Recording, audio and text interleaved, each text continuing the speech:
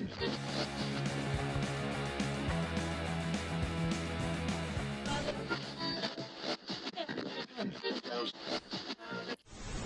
I'm Amy, thank you for tuning in. I've just got back from Disney Florida and I've got a massive haul of things to show you. When I booked the holiday, I didn't realise that the Disney parks would be changed over to Halloween by the time they got there, that Spirit Halloween would be open, a shop that I've always wanted to go to. So I thought I'd come on and do a little haul and show you some of the things that I've picked up. So I'm going to try and do these by shop that I went to and tell you a little bit about them. So first up, I went to Epic Universe.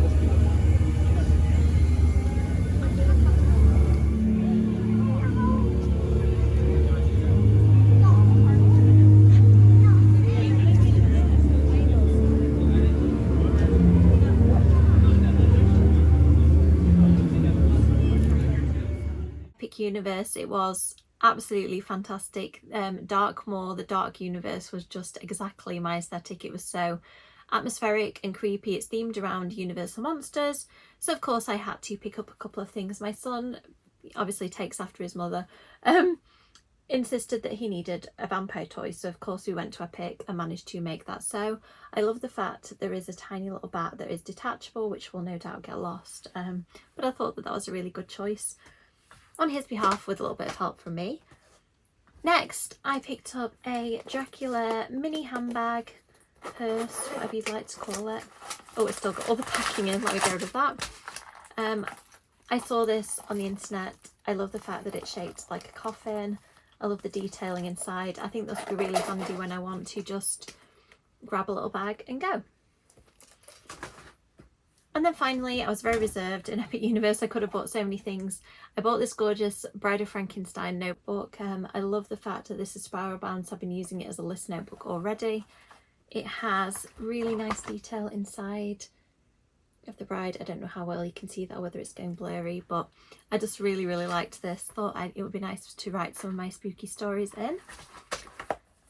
So let's move on to a different location. Next up we have Disney Parks.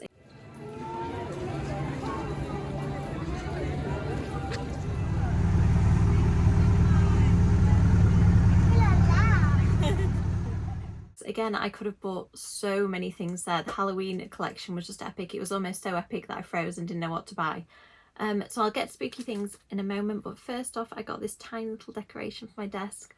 I don't know how well you can see it on the camera. I think the camera's focusing on me. Oh yeah, there we go. It's just a tiny little gem tree. I used to have things like this when I was a child for on holiday. I got this in Epcot. Really cute. I really like that. And I also got these tiny little panda post-its. A lot of fun in there, and I managed to just buy two things. So other Disney parks, I had to get this Madame Leota decoration. I'm just going to see if I can turn her on. There we go. I love how it lights up quite subtly, really beautiful. I'm going to keep that on my shelf and then put it on my Christmas tree at the appropriate time.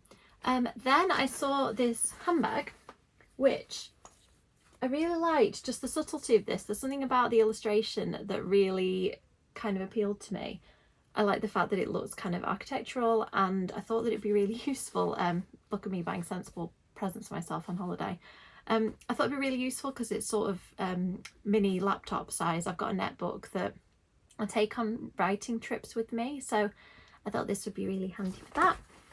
And then clothing, I could have bought so many things and I tried on so many outfits, but in the end I thought about what I'm likely to wear the most. This is sort of falling apart because it's a dungarees dress, so let me see if I can show you. So this one, this little Minnie Mouse dungarees dress, I just thought was so cute. It'll be perfect for wearing at Disney parks. I thought I'll probably wear it at Comic Con too. It's one of those outfits that I feel like is slightly outlandish, but I'm going to really enjoy. And then I saw this baseball shirt on a Disney Tubers channel. I think it was on Super Enthused, and I just knew I was going to have to buy this. I'm going to stand up so you can see. I just like the fact that it's proper Haunted Mansion colours. It's so cozy. It's really thick, kind of heavy material. It's got the number of the Haunted Mansion on the back, and it's got some nice little details.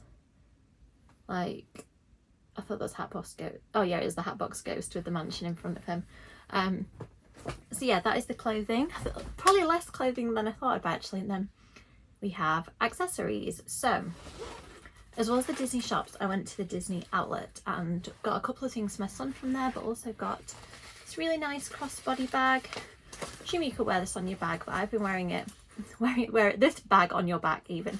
I've been wearing it on my front as just kind of a quick grab my keys out of it. Yes, I have bought 2 bags in one holiday, but couldn't resist that one. I nearly bought 3, but I managed to resist. And finally these, I've been looking at them on the Disney shop website for so long, and they were really, really expensive, and they went in the outlet shop. So I love the details of these. They are super comfortable. I ended up wearing them around the theme park the next day when I knew I was doing a roller coaster because I was scared of my flip-flops falling off. I really like the fact that they've got these kind of adjustable backs too. Very, very exciting. So when we were actually in Florida, a TikTok came up about a horror shop in Orlando, which was just such perfect timing, called Atomic Horror.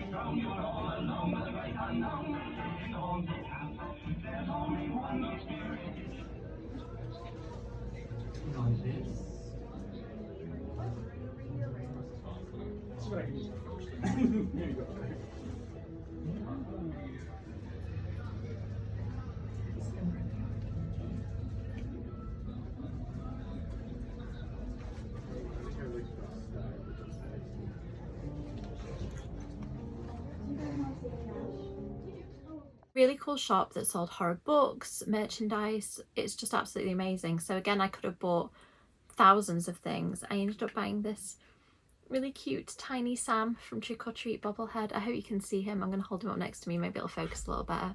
I have another Sam bobblehead that's a bit bigger, but I really liked this miniature one. Also, we got a cuddly Sam. Very cute. I really like him. And then the book selection, oh, it was so good, but quite a lot of the books were books that I could buy in the UK, so I decided to resist, and I ended up getting a couple of Haunted Orlando ones. I do like reading about the kind of haunted history of a place. So we got Field Guide to Haunted Orlando by David Whitehead and Haunted Orlando by Joshua Ginsberg. I've started reading this one. It's really, really good, so I'm hoping that I'll read those soon. And then maybe when I go back, I can go to some of these potentially haunted locations. Another purchase that was totally random.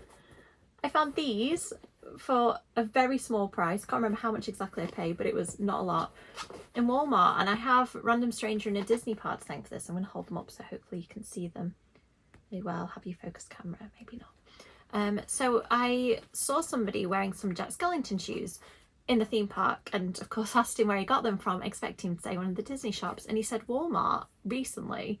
Go and have a look. They didn't have the Jack Skellington ones, but they had even better Sally ones in my size. I was so happy. These are really comfy, so well done Walmart. You have just surpassed all of my expectations. Another place that it was a lovely surprise to find it open while we were there was Spirit Halloween.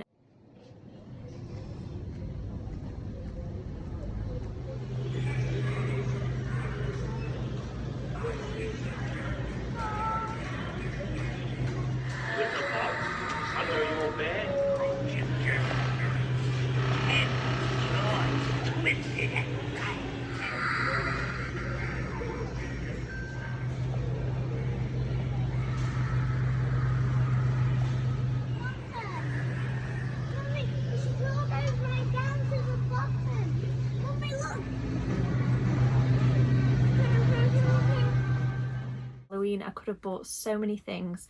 It is packed with costumes, and there's a household section that was a little bit picked over when we went, but had loads of really cool stuff in it. I managed to just buy a couple of things, so I went for me, this Hocus Pocus notebook that is kind of a fake leather feel. I like how it looks really old-fashioned, and it's got this nice effect on the pages. And then my son really likes my Trick or Treat character that I have everywhere. Of course he's not seen the film because he's tiny, but he finds the character really cute. So when we found a costume, he was just so excited. So I'm going to have a little Sam at Halloween, probably at Comic Con too. So if you see me with a tiny little Sam, I swear I did not show my child a horror film. He just really likes the character, and so do I. And I think that that'll be quite cute to have him dressed up there. So next up, of course, we went to Barnes & Noble. Again, I just had to be really restrained because my initial piles of books that I laid out in front of me in the cafe and had to narrow down. It was painful whittling them down because I didn't realise there were so many beautiful Barnes & Noble exclusive editions, so I managed to get one of them and I had to put the rest back just because I knew that our suitcase space was not going to happen. Now this book, I don't know if I could have bought it in the UK, but I instantly fell in love with it. Ghoulia.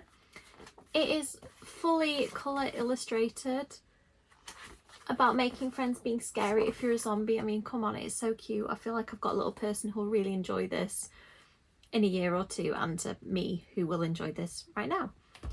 We also got, I think I actually got this from a Disney shop, but I'm going to include it with the books, is the Haunted Mansion, a little golden book. I've been collecting these for my son. They're really nice child-friendly versions of quite spooky things and quite adult things. So there's a supernatural one, I think, which I should try to get in America actually because it's really expensive here. There's like different TV shows. There's a Buffy one in a different series. This one has Ghostbusters and stuff like that. So I highly recommend. Next up, I've been trying to get this book and it's really expensive in the UK, or it was last time I looked. Really hard to track down, and I got it in the 50% off. It was buy one get one 50% off, so I'm going to call this the 50% off book. Slewfoot by Brom. I've heard brilliant things. The illustrations in this are gorgeous. It is a historical witchcraft fictional account, so really excited to finally read this one. And then the Barnes & Noble edition I went for.